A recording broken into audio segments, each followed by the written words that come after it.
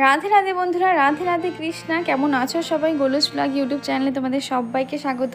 আমি চলে এসেছি আরেকটি নতুন ভিডিও নিয়ে। জন্মাষ্টমী কিন্তু মাত্র আর 2 দিন বাকি, তো এখনও তোমাদের আমি কিছু শপিং ভিডিও দেখাবো না, মানে আমি কি শপিং করলাম জন্মাষ্টমী উপলক্ষে, তো সেটা কেমন হয় বলো। তো চলে আসলাম আজকে। দেখো, আমি এবার ভীষণ ইচ্ছে ছিল যে সবার জন্য গোল্ডেন জুয়েলারি নেব। তো সবার জন্য যেহেতু হয়নি, আমি আমার রাধা গোবিন্দের জন্যই নিয়েছি। তো এটা একটা হার, এটা আমার গোবিন্দের জন্য নিয়েছি। এটা পুঁথি দেওয়া, তো এটার দাম প্রায় 150 টাকার মতো নিয়েছে। তো কিছু ডিসকাউন্টও করেছিল, তো 150 টাকার মতো নিয়েছে, 180-90 টাকার মতো দাম ছিল। তো সবাই বলো কেমন হয়েছে। এরপর দেখাবো আমি আমার রাধারানীর নেকলেসটা। তো আমি চকা টাইপের নেওয়ার ভীষণ ইচ্ছে ছিল, তো একটা নিয়েও ছিলাম, কিন্তু সেটা বাড়ি এনে দেখি আমার রাধারানীর বড় হচ্ছে, কারণ গলাটা যেহেতু একটু নামানোর দিকে থাকে, একটু ছোট থাকে, তো চকারগুলো না হচ্ছিল না। তো যাই হোক, দেখলাম এটাতেই হয়ে যাবে, আর মালা ঠালা পরানো থাকবে, তো আর অসুবিধা হবে না। তাই জন্য এরকমই নিয়েছি, ছোট চকার টাইপের কিছু নিইনি। তো সবাই জানিও কেমন হয়েছে জুয়েলারিগুলো। এটা হচ্ছে একটা চূড়, এটা আমার রাধারানী আর গোবিন্দের জন্য সেম নিয়েছি। একদম হাতে পরলে একদম হাতটা পুরো জুড়ে থাকবে। দেখো, এটার দামটাও আমি দেখিয়ে দিয়েছি, এটা 190 টাকা দাম ছিল। আর কিন্তু বেশ ভালো ভারী ছিল, একদম যে হালকা ফিরফিরে ছিল তা নয়, ভারী ছিল। দেখো, আমি দুজনের জন্যই সেম নিয়েছি। তো এটাও বলো কেমন হয়েছে, তোমাদেরকে আমি দামগুলোও বলে দিচ্ছি।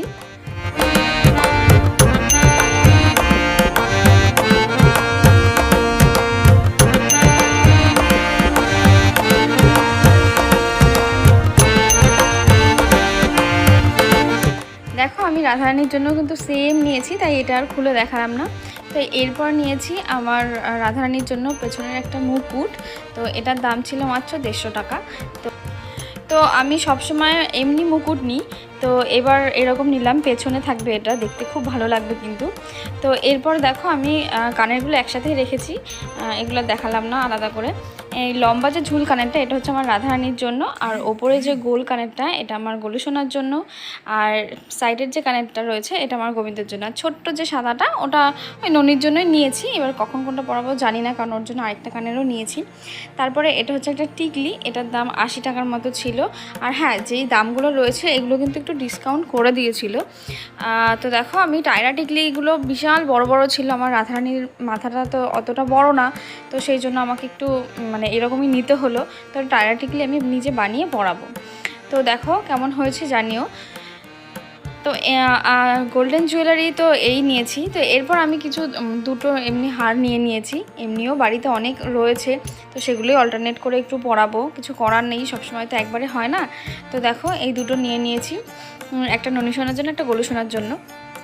তো এরপরে দেখো, আমি ননির জন্য একজোড়া চুড়ি নিয়েছি, কারণ ওর চুড়ি নেই। মানে আমাদের যে চুড়িগুলো রয়েছে একটু বড় সাইজের, তো এই তো ছোটো সাইজের একটা চুড়ি নিয়েছি।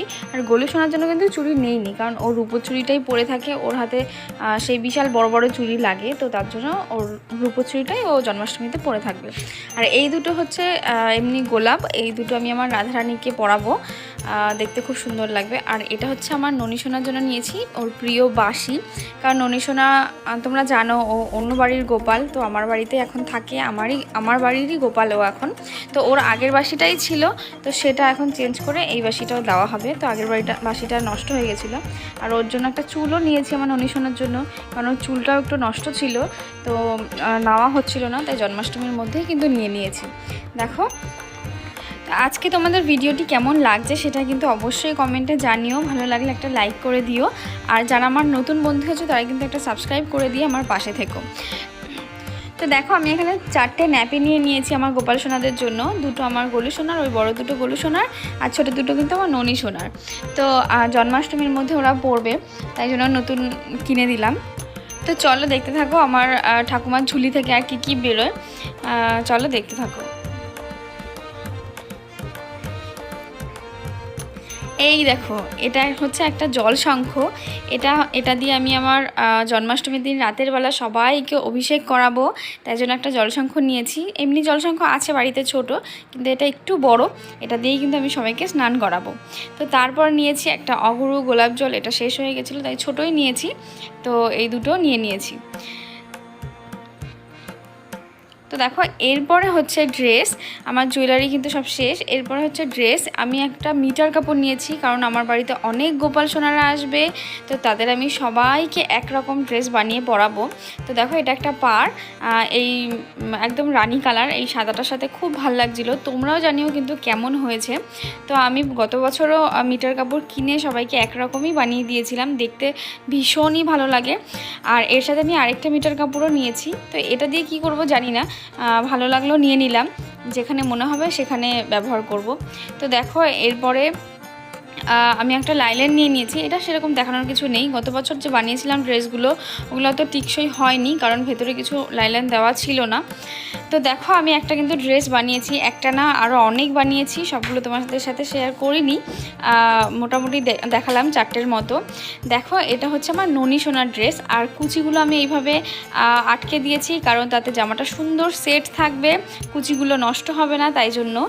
তোমরা কিন্তু জানিও কেমন লাগছে দেখতে। এটা হচ্ছে আমার ননী সোনার জন্য, আর এটা হচ্ছে আমার গোলু সোনার জন্য, একটু বড় সাইজের। এটাও আমি এইভাবেই আটকে রেখেছি যেন কুচিগুলো ঠিকঠাক থাকে। তো ড্রেসটা আজকে এই বছরের কেমন হয়েছে জানিও। আর এটা দেখো, এটা হচ্ছে আমার রাজরানীর জন্য, মানে আমার রাধা রানীর জন্য। তো এটাও জানিও কেমন হয়েছে। এটার এখনও লটকানটা লাগানো হয়নি, তো এটা কমপ্লিট করতে হবে। তো দেখো কেমন হয়েছে। এটার পাড়টা একটু চওড়া, একটু অন্যরকম, কিন্তু একই কালারের, রানী কালারেরই। তো আমি আর বাদবাকি যে জামাগুলো বানিয়েছি সেগুলো জানো তো পাড়টা না শেষ হয়ে গেছিলো, তো পাড়টা পরে এই সেম কালারের আর পাইনি, পরে অন্য কালার নিতে হয়েছে। আর এটা দেখো আমার রাধারানীরই ব্লাউজ, তো জানিও কেমন হয়েছে। এগুলো কিন্তু আমি সব হাতে নিজে বানিয়েছি, তোমরা দেখতেই পেলে, এগুলো সব হাতে সেলাই করা। তো এরপর দেখো আমি একটা পাড় নিয়েছি, এটা পুরো অন্য কালারের একটা পাড়, এটা হচ্ছে অরেঞ্জ কালার। তো ওটার সাথে মানে কিছুটা মোটামুটি যাচ্ছিলো, যেহেতু ওটাও ডিপ এটাও ডিপ, তো কিছু করার ছিল না, পিঙ্ক কালার আমি আর পাইনি, তাই জন্য এই কালারটাই নিতে হয়েছে। তো এই কালারটা দিয়েই বাকি যে ড্রেসগুলো করেছি। দেখো এটা কেমন লাগছে এটাও জানিও, তোমরা কিন্তু আমাকে বলবে যে পিঙ্কটা বেশি ভালো লাগছে নাকি অরেঞ্জটা বেশি ভালো লাগছে। তো আমার কাছে তো দুটোই ভালো লাগছে, দুটোই খুব সুন্দর লাগছে, ভীষণ ফুট ছিল। তো এগুলো যখন পরিয়ে সব আমি আমার গোপাল সোনাদের বসাবো তখন ভাবো কত সুন্দর লাগবে। তোমরা কিন্তু কমেন্টে জানিও যে ড্রেসগুলো কীরকম হয়েছে। এগুলো কিন্তু আমি সব নিজে বানিয়েছি, তো আমার খুব ভালো লাগে নিজের হাতে গোপাল সোনাদের বানিয়ে পরাতে। আর আমার মনে হয় নিজের বানানো ড্রেসগুলো একটু টিকসইও বেশি হয়। আর এটা দেখো দুটো এমনি খুচরো জামা নিয়েছি, কারণ আমার বাড়িতে অনেক পিচ্ছি পিচ্ছি গোপাল সোনারাও আসবে, তো তাই জন্য ছোট্ট ছোট্ট দুটো জামা নিয়েছি। তো এটাও একটা নিয়েছি। দেখো এটা মানে পিঙ্কের মধ্যেই নেওয়ার চেষ্টা করেছিলাম, কিন্তু একদমই লাইট হয়ে গেছে। তো তোমরা বলো আজকের শপিং ভিডিও তোমাদের কেমন লাগলো, তোমাদের সবাইকে আমি আরেকবার পুরোটা দেখিয়ে দিই, ড্রেসগুলো কেমন লাগলো, জুয়েলারিগুলো কেমন লাগলো, সব কিছু কিন্তু আমাকে কমেন্টে জানিও। তোমাদের কমেন্ট পড়তে আমার ভীষণ ভালো লাগে, শুধু আমার না, আমার বাড়ির সবার খুব ভালো লাগে। তোমরা অন্তত একটা মন্তব্য করো। দেখো তো এবছরের জন্মাষ্টমী শপিং তো এই পর্যন্তই ছিল।